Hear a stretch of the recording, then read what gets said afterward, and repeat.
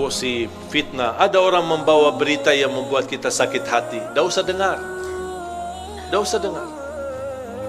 Orang mukmin bersikap, kalau berita yang mau didengar itu baik, lanjut. Kalau tidak baik, mohon bilang sama yang membawa berita, diam. Diam loh, saya tak mau dengar. Saya tak mau tahu. Biarpun ada orang membawa fitnah, saya sering didatangi. Ada si kiai ini, si ustaz ini, dia suka mau sebutkan nama antum, menjelekkan antum. Saya bilang diam, saya tak mau tahu. Dan ana ingin kasih tahu supaya kamu berhati-hati. Saya tak perlu berhati-hati sama manusia. Saya berhati-hati sama Allah supaya jangan kena siksa Allah Subhanahu wa taala. Istiqamah beribadah. Saya tidak peduli apa yang diucapkan oleh manusia. Tak usah pedulikan, tak usah dengar. Supaya apa? Supaya besok ketemu semua orang dengan hati yang bersih. Tidak ada satupun kita sakit hati sama orang, siapapun dia. Mau dia ustaz, mau dia pejabat, mau dia tetangga, mau dia sahabat. Coba kira-kira perasaan, kita kan manusia. Tak ada yang bisa menjaminkan hatinya.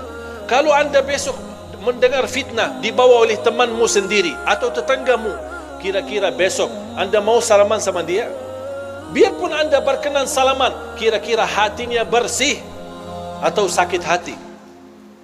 Rasul sallallahu alaihi wasallam sendiri pernah berkata, melarang sahabatnya, jangan ada di antara kalian yang membawa keburukan cerita terhadap sahabatku yang lain, karena saya ingin bertemu dengan sahabatku dengan hati yang bersih. Kalau si fulan membawa berita, besok kita sakit hati, ketemu, ini yang kemarin yang suka enak-enak aja nih, baru kenal aja udah langsung berani fitnahin aku. Ini kan bisikan kalbu. Dan itulah salah satu sebab yang terkunci hati kita. Makanya fantas kehilangan khusyuk. Karena ini perasaan, makanya tidak usah peduli. Dan saya belajar, orang yang ikhlas, dipuji, dihina, sama saja. Saya ulang lagi, mudah-mudahan bisa difikirkan. Orang yang ikhlas, dipuji, diangkat, diagungkan, dimuliakan, dihina, dicaci maki, sama saja. Dia tidak peduli. Dia tidak peduli nilai manusia. Dia tidak peduli apa kata manusia. Manusia senang, dia tidak peduli. Manusia tidak senang, apalagi dia tidak peduli. Yang dia pedulikan, Allah senang, Allah suka, Allah ridha, Allah mau, sudah selesai. Kalau kita bisa hidup insya Allah dengan seperti ini, insya Allah kita punya hati nurani, akan baik sama semua orang dan selalu berbaik sangka.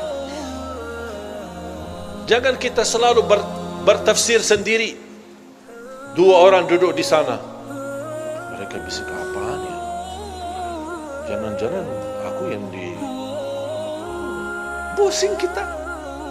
Coba kalau kita peduli apa kata orang, wallahi kita yang pusing, bukan mereka. Coba kalau kita lupakan, kita abaikan. Dan saya nasihatkan, sampai ada seorang ibu berkata, alhamdulillah Ustaz, saya tidak pernah gosip orang, tidak pernah suka ngomong orang, tapi mohon maaf saya suka dengar. Ya sama aja dosanya. Mendengar berita, melihat berita, caci maki, urusan orang, itu dosa semua. Tak usah peduli. Kita punya urusan sendiri. Dan selalu kita hidup dengan baik sangka. Walaupun anda melihat kawanmu yang suka di masjid, tiba-tiba masuk ke tempat maksiat, jangan anda su'uzzan. Kita tidak tahu apa yang terjadi. Mungkin dia mencari kawannya, mungkin dia mencari anaknya, yang dia dengar anaknya ada di dalam, langsung, wah, ini biasa kan yang ceramah selama ini, kok ngapain dia masuk ke situ? Langsung kita pakai tafsir sendiri, disertai dengan godaan setan, bertambah fitnah.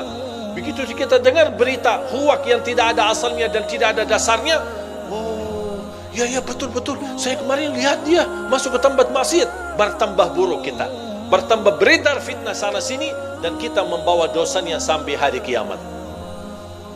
Hati-hati jamaah sekalian. Makanya tutupi pandangannya. Hanya yang kita lihat tempat kebaikan, tempat masjid, majlis ta'lim, lihat Al-Quran. supaya Allah Subhanahu wa taala selalu membersihkan pandangan kita dari segala hal-hal yang tidak kesengajaan kita lihatnya, insya-Allah terhapus dosanya gara-gara kita sering melihat. Makanya salah satu ulama berkata, kalau saya merasa hati mulai keras dan tertutup, saya berbanyak melihat Al-Quran.